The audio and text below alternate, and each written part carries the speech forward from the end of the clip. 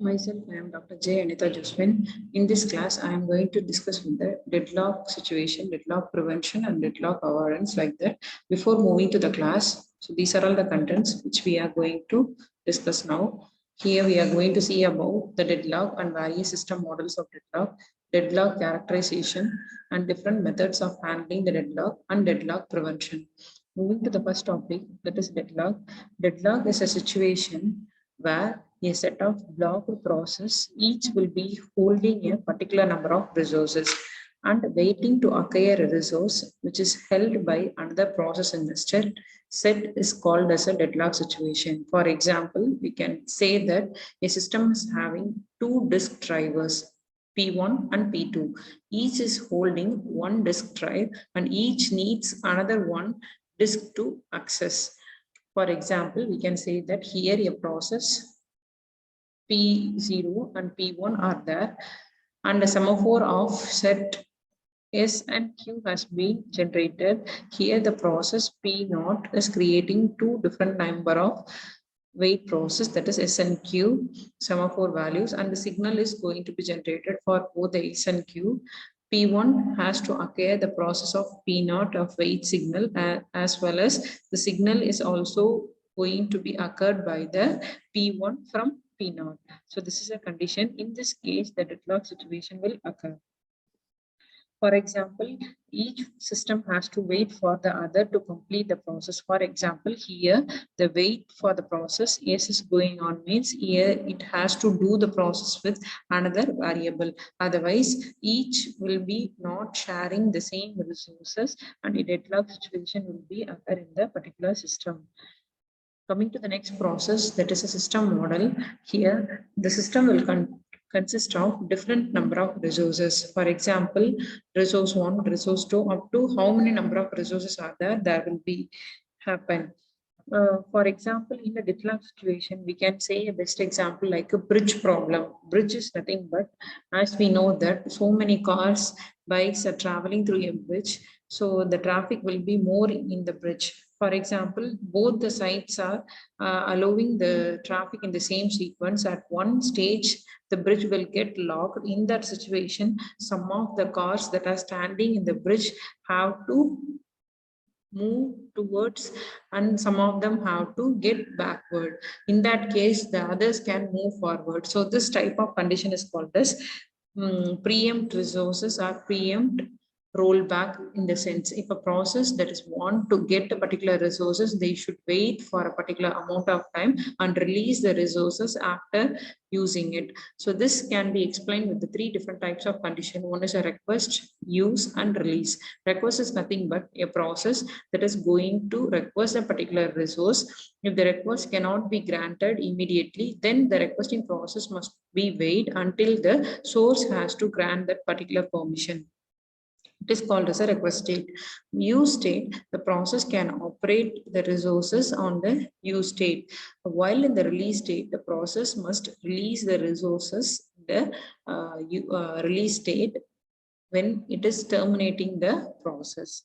So the deadlock situation is occurred in the multi-threading application. Here, two mutex locks conditions are created and initialized.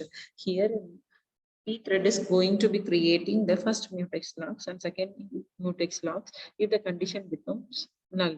If a thread attempts here will be having a lock condition to call whether the particular mutex is in open condition or it is in a lock or unlock state. Like that, we have to create a new thread.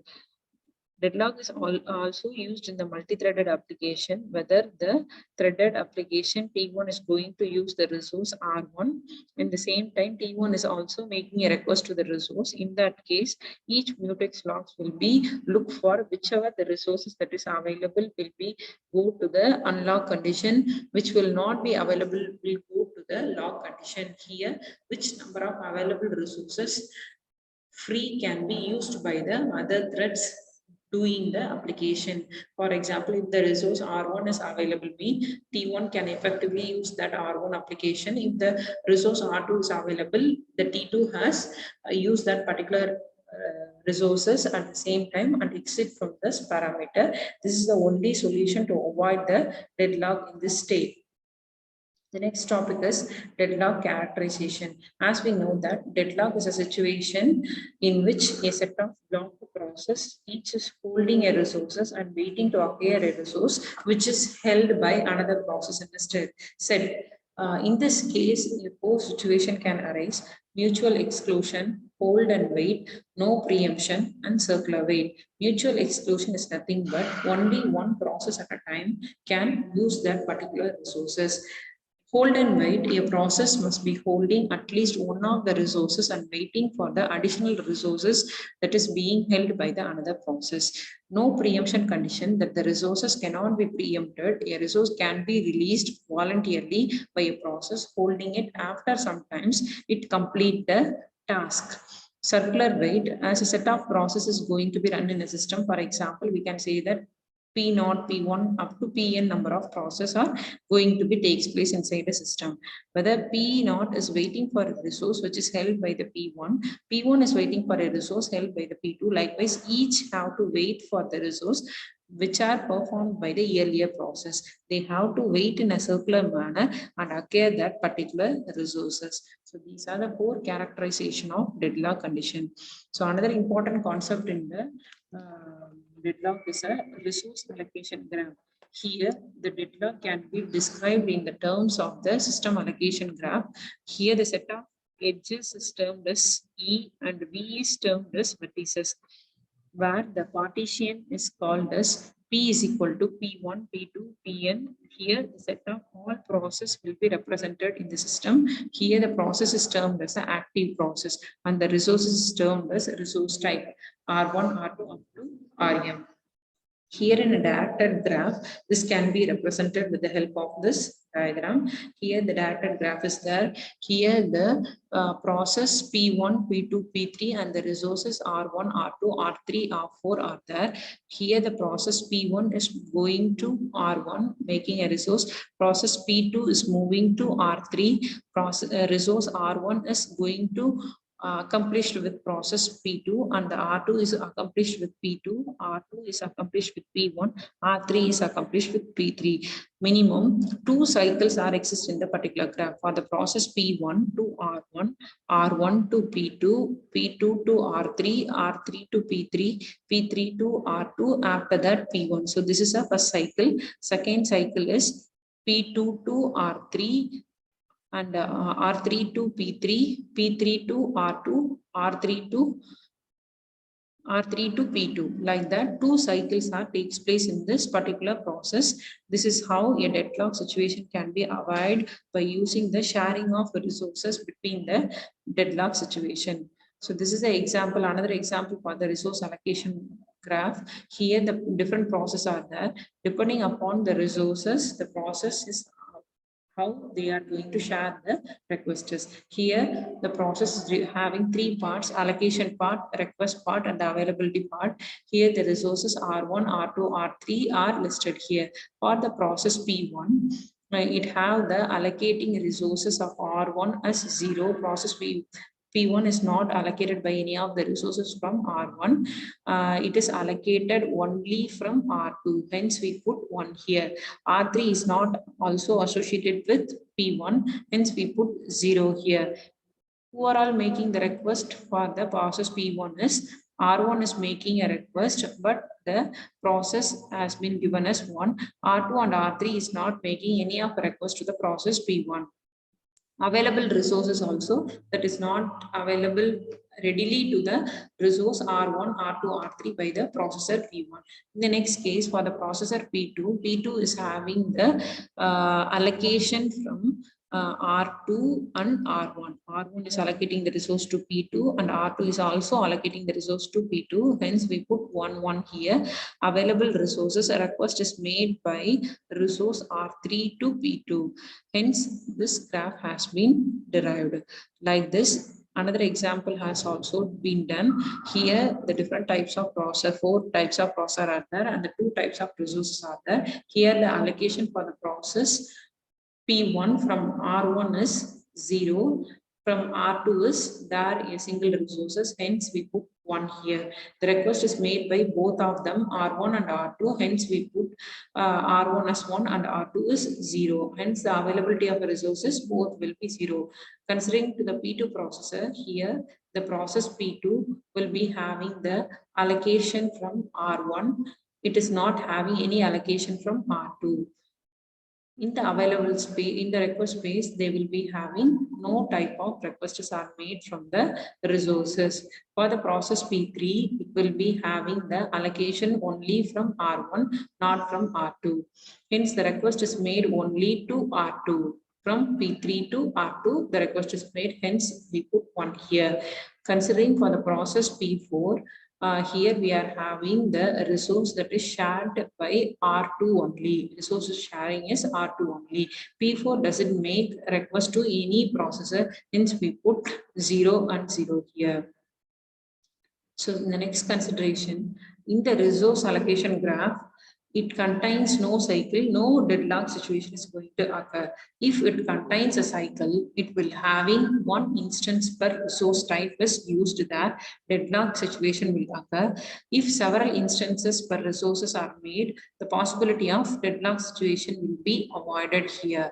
So what are all the methods of preventing the handling the deadlock? There are two methods are there. One is deadlock prevention and another one is deadlock avoidance. Deadlock prevention ensures that at least one of the necessary condition cannot be able to hold. One is mutual exclusion, hold and wait, no preemption condition, and circular wait condition.